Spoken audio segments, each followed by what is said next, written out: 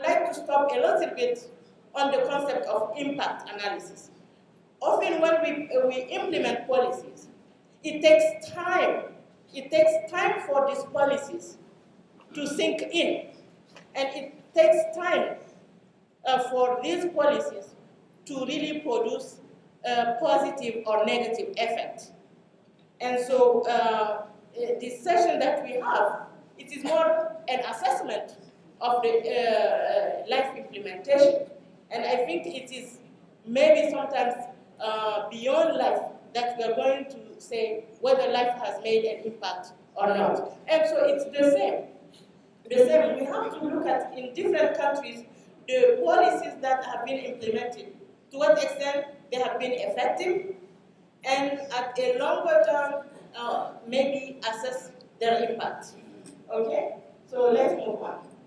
Financial resource mobilization challenges. Literacy and non-formal education are not prioritized by the government.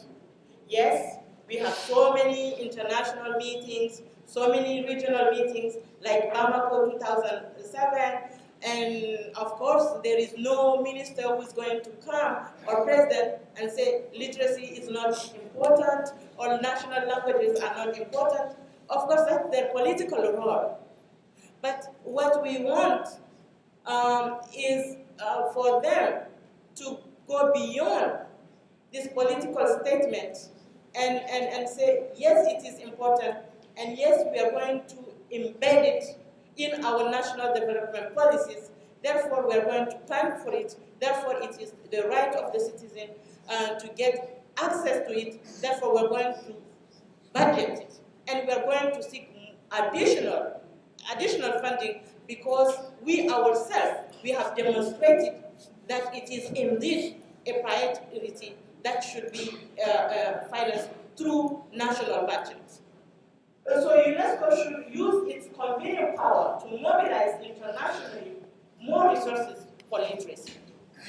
UNESCO should also develop at the regional and national level a strategic partnership by actively participating in the technical and financial partners coordination meetings and developing alliances for literacy with unions and corporations.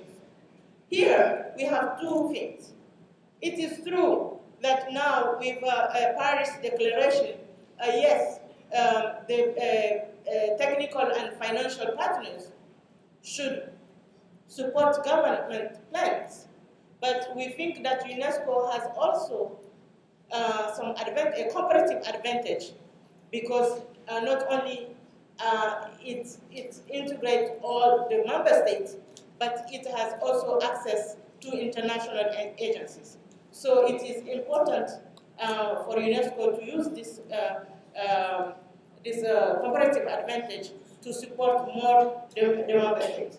UNESCO should develop at the regional, UNESCO should use in a coordinated and efficient way CAP EFA funds to help life countries. Here again, it is a call from the countries to UNESCO. When we go to the countries, we should come as one voice. To what extent UNESCO, different entities are able to put the resources allocated for literacy and say, let's look together what the country needs, and let's provide together in a very integrated, coherent, and cohesive way support to the countries. Capacity building. UNESCO should organize modular capacity building on advocacy and financial resource mobilization for national literacy experts. Here again, this morning, we heard the voices. Different entities should come together and mobilize for that. So URL, BREDA, ICPA, ADEA, Counter, sub-regional economic organizations like ECOWA and SEMEAC, is it SEMEAC, the other one? And institutions of higher learning in Africa. Let me stop and talk about these two, the economic organization and institutions of higher learning. In most countries in the world, it is the economy which is really driving most of the reforms.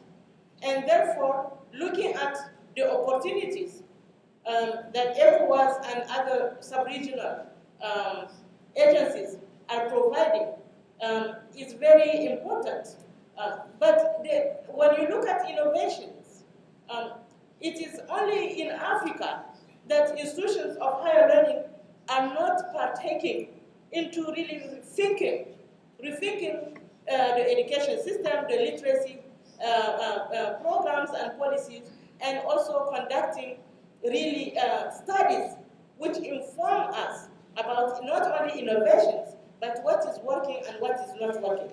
And therefore, if we are going to infuse quality, we have to professionalize the area of literacy and non-formal education. And therefore, we have to integrate institutions of higher learning in our process. UNESCO should conduct a thorough review and compile effective strategies developed by that countries in order to mobilize at the national level resources for literacy and promote sharing of experiences and innovation. Just before taking the floor, I say, please, let's not repeat this session. This session yesterday, it was about best practices. So we have really identified some of the best practices. And I think it is the role of UNESCO, but also the role of individual countries represented around this table to synthesize. We had a session on resource mobilization. As a live focal point coming into this meeting, what did I hear? What are we doing? And to what extent we can enrich our own experiences with an adaptation of the best practices which we heard from other places. Again, it is an empowering learning process because we are all here experts. But we have to be humble. As experts, we do not know everything, even in our area. Therefore, this type of meetings, it is a capacity building meeting. I have to listen and say, I didn't know I could do this. Therefore, now I integrate it. And so this is, we are beginning already to shift paradigm and to shift from we want more, but we have to look at within ourselves of what do we know, what can we offer? And we have to synthesize because that's how we can capitalize and have appropriation and ownership. So UNESCO, of course, it is UNESCO's role to really compile and put this at the disposal of the country. We saw, for example, when Senegal presented its website, it is capturing actually these best practices, you know? And so UNESCO also should do that because UNESCO is a clearinghouse. As a clearinghouse, URL and also headquarters, we have websites which fit into each other, and we are going to put at the disposal of the countries some of these best practices. Now, I would like to invite us to rethink also that capacity building does not mean that all the time we are going to come here. Now, it is lifelong learning, and to what extent we can also use the opportunity that the ICT, the web, the online space is giving us to also develop as professionals. Let's move on. Strengthening national capacity. This is the third major thing. Sustainable and cost-effective approach. Challenges. Institutional and organizational capacity need to be strengthened.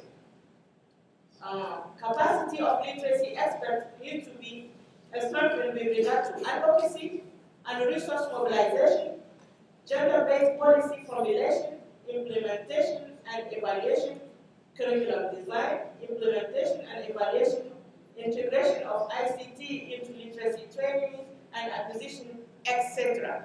Some of the themes, and it will come as we go along.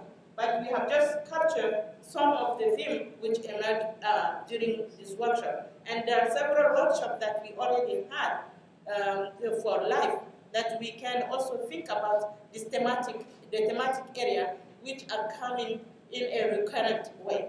So what were the recommendations that we heard based on the best practices presented, but based on also the discussion side meetings that we had?